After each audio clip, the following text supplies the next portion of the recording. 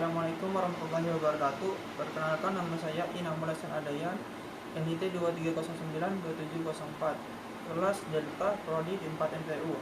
Di sini saya akan menjawab pertanyaan nomor 1.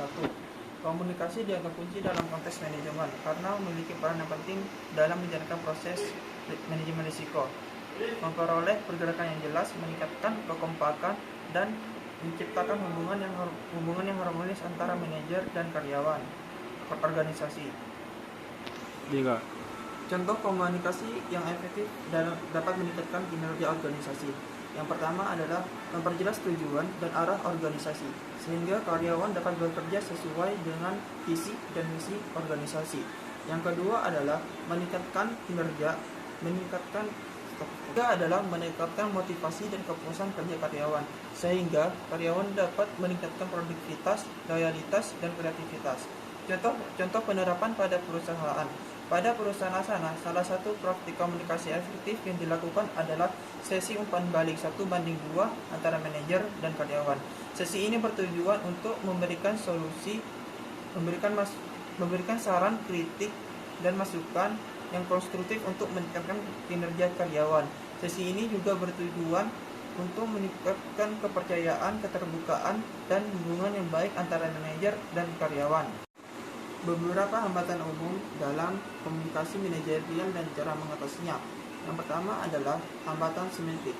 Hambatan semantik adalah hambatan yang disebabkan oleh perbedaan makna atau pemahaman terhadap penyampaian. Hambatan semantik dapat terjadi karena penggunaan bahasa, istilah, dan simbol yang kurang jelas atau ambigu. Dan cara mengatasinya adalah menggunakan bahasa, istilah, simbol yang jelas atau yang mudah dipahami. Yang kedua adalah hambatan psikologis. Hambatan psikologis adalah hambatan yang disebabkan oleh faktor-faktor psikologis seperti emosi, prasangka yang mempengaruhi pesan atau penerimaan pesan. Cara mengatasinya hambatan psikologis adalah meningkatkan komunikasi dua arah, menggunakan sesi umpan balik yang positif, dan menghindari sikap agresif atau menyerang.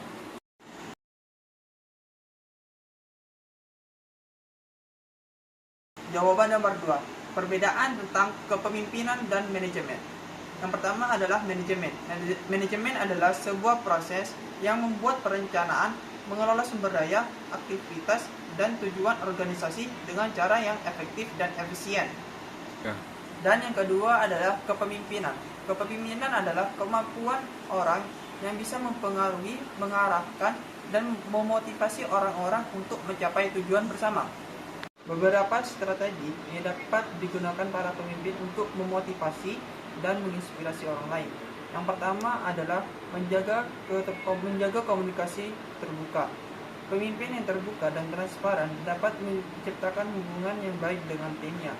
Yang kedua adalah memberikan dukungan atau dorongan. Pemimpin yang memperhatikan dan memberikan dukungan ke anggota timnya dapat menciptakan lingkungan tim kerja yang positif.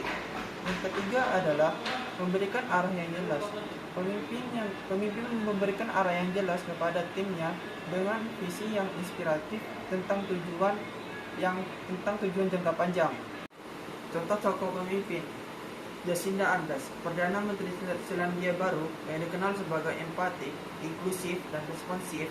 Strategi kepemimpinannya adalah menunjukkan kepedulian dan keterbukaannya kepada rakyatnya dan mengutamakan keselamatan dan kesehatan publik, serta mempromosikan nilai-nilai demokrasi dan multikulturalisme.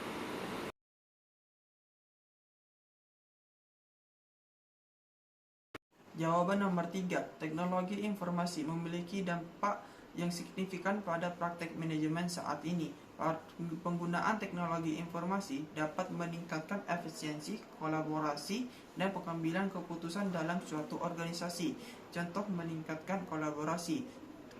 Teknologi informasi memungkinkan kolaborasi yang lebih baik antara anggota tim dan departemen dalam organisasi.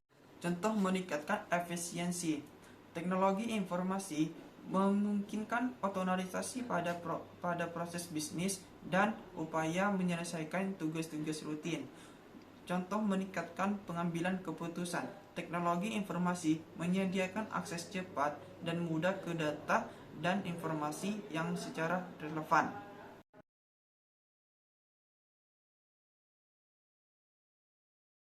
Jawaban nomor 4. Analisislah SWOT perusahaan penerbangan Citylink. Yang strength, kekuatan. Yang pertama adalah harga yang kompetitif.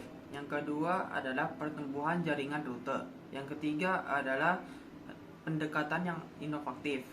Kelemahan atau weakness. Yang pertama adalah keterbatasan layanan. Yang kedua adalah ketergantungan pada harga rendah.